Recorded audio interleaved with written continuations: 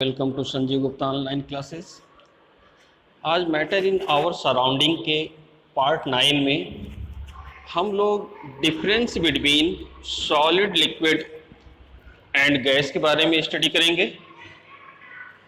जैसे आप देख रहे हैं heading difference between solid liquid and gas. पहली हेडिंग यहाँ पर है packing.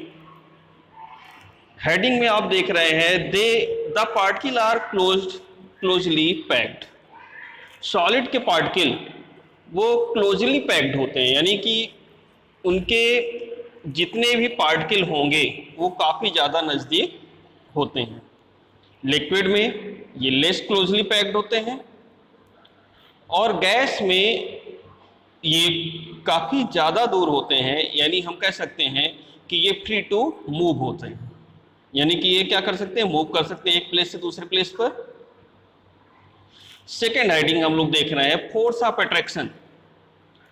The particle are held together through a strong force of attraction. तो हम लोग कह सकते हैं कि फोर्स ऑफ अट्रैक्शन, इनके बीच में जितने पार्टिकल हैं सॉलिड में, लिक्विड में और गैस में, तो सॉलिड में पार्टिकलों के बीच में जो गैप है वो बहुत कम है। इस कारण से ये इन एक दूसरे को काफ़ी ज़्यादा खींचे रखते हैं और इस वजह से क्या होता है, फोर्स ऑफ अट्रैक्शन इनमें बहुत ज़्यादा पाया जाता है।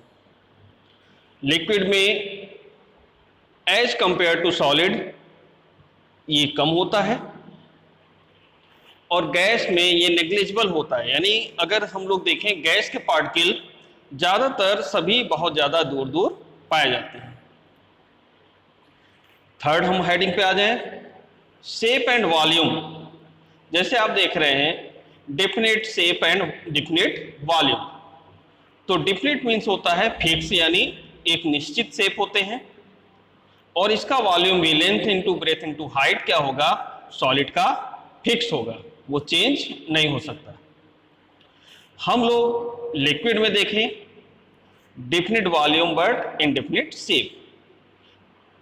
जिस बर्तन में हम लोग लिक्विड को रखेंगे वो उसके शेप का हो जाएगा, लेकिन उसका वॉल्यूम क्या होगा, वो फिक्स होगा।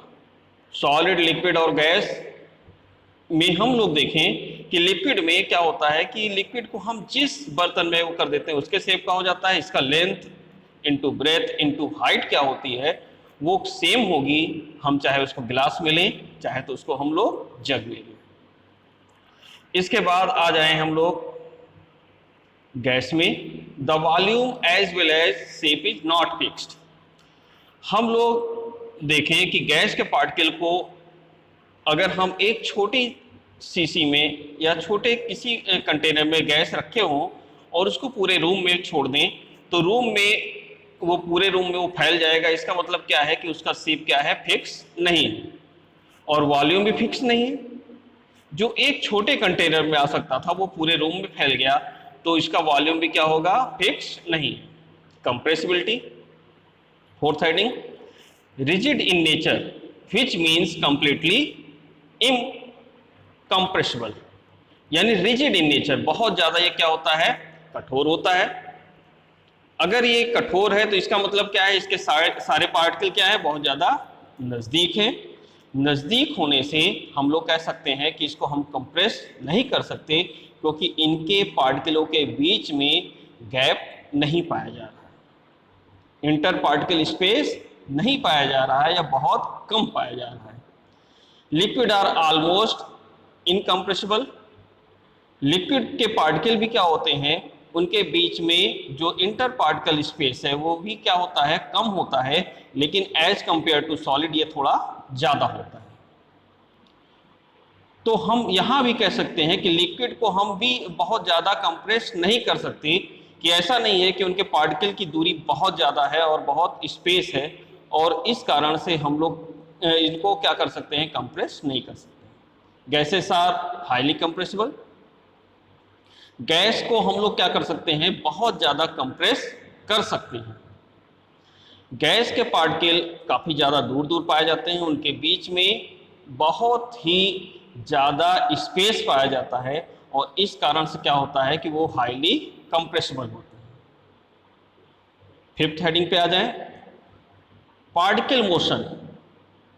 पार्टिकल मोशन हम देखते हैं कि पार्टिकल, आप सॉलिड में देखिए, particle have negligible motion, can only vibrate in their mean position and have little kinetic energy.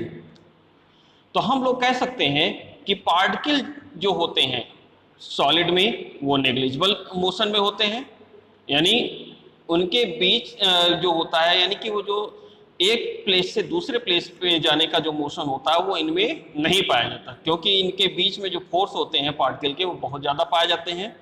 ये सिर्फ क्या होता है, अपनी ही मेन पोजीशन पे टू एंड फ्रो ये वाइब्रेट करते रहते हैं, और इस कारण से हम लोग कह सकते हैं कि इनकी काइनेटिक एनर्जी क्या है, बहुत ही कम है।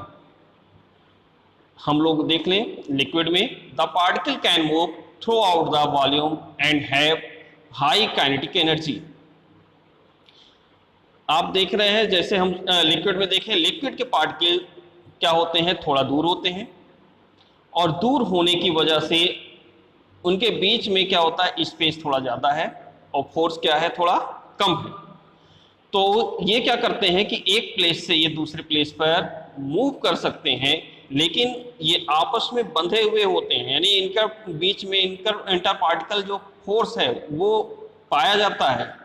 तो कह सकते हैं the particle can move through out the volume and have high kinetic energy. तो ये क्या कर सकते हैं, मूव करते हैं। जैसे आप सरफेस पे अगर वाटर गिरा दीजिए तो देखिए वो क्या होता है, एक लेयर के रूप में मूव करता जाता है। थर्ड आ जाए, highest mobility of particle as they can move in all the direction and have highest kinetic energy. जैसे आप देख रहे हैं कि हम लोग कहें गैस में जो मोबिलिटी होती है, यानी कि वो एक प्लेस से दूसरे प्लेस तक काफी तेजी से क्या करते हैं, फैलते जाते हैं। जैसे आप एयर को देखते हैं, एयर फ्लो होता है, एक प्लेस से दूसरे प्लेस तक एयर फ्लो हो रहा है। इसका मतलब क्या है कि पार्टिकल जो हैं गैस के, वो क्या कर सकते हैं, एक प्लेस से दूसरे प्लेस तक मूव करते हैं। इनके बीच में जो पाया जाता है इंटर पार्टिकल फोर्स, वो क्या होता है, बहुत ही कम होता है, और कम होने की वजह से क्या होते हैं, इनमें काइनेटिक एनर्जी ज़्यादा होती है, और हाईएस्ट काइनेटिक एनर्जी के कारण क्या होते हैं, ये एक प्लेस से दूसरे प्लेस तक फ्लो कर सकते हैं।